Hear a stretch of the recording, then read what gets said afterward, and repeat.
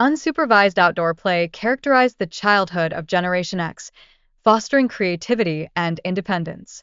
However, this freedom also exposed them to various dangers, creating a dynamic that was both liberating and risky.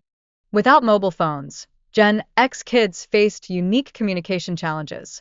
They relied on streetlights to signal curfews, which instilled in them a strong sense of responsibility and punctuality, valuable life skills gained from this race against time. The era's lax attitude towards seatbelt usage mirrors the prevailing views on safety during that time. Children often traveled unrestrained in cars, creating a nostalgic mix of adventure and risk, with minimal awareness of the potential dangers.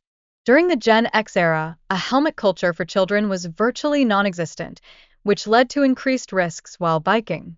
This lack of protection contributed to more severe head injuries and shaped a different perception of risk among kids.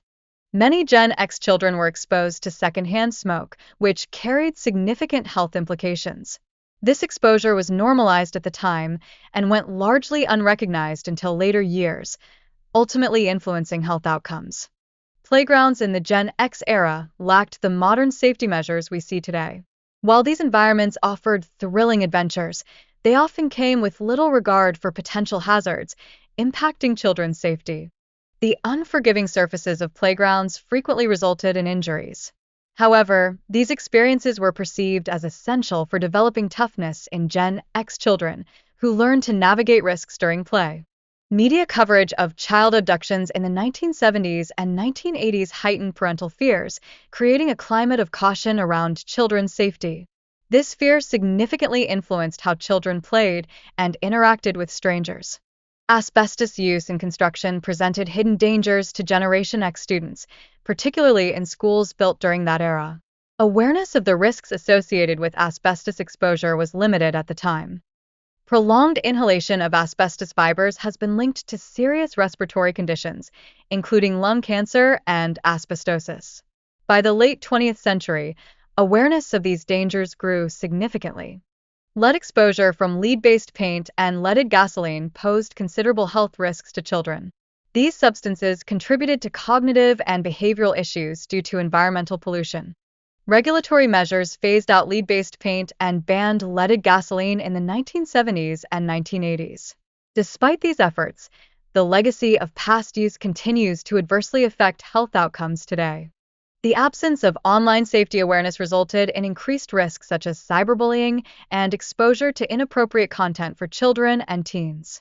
This gap underscored the urgent need for educational programs. As the internet evolved, so did the understanding of digital threats. This evolution prompted schools to incorporate digital literacy into their curricula, aiming to equip children with the skills to protect their personal information. Cultural attitudes towards physical bullying in the 1970s and 1980s significantly differed from today's perspectives, often downplaying its severity. Understanding this historical context is crucial for addressing contemporary bullying issues more effectively.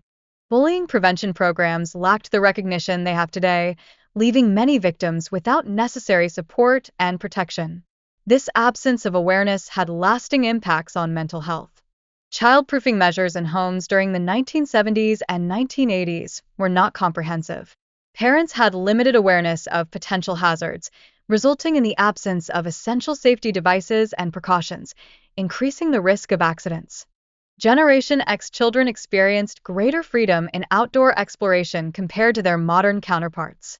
While this nurtured independence, it also exposed them to potential dangers, reflecting shifting societal attitudes toward risk and safety.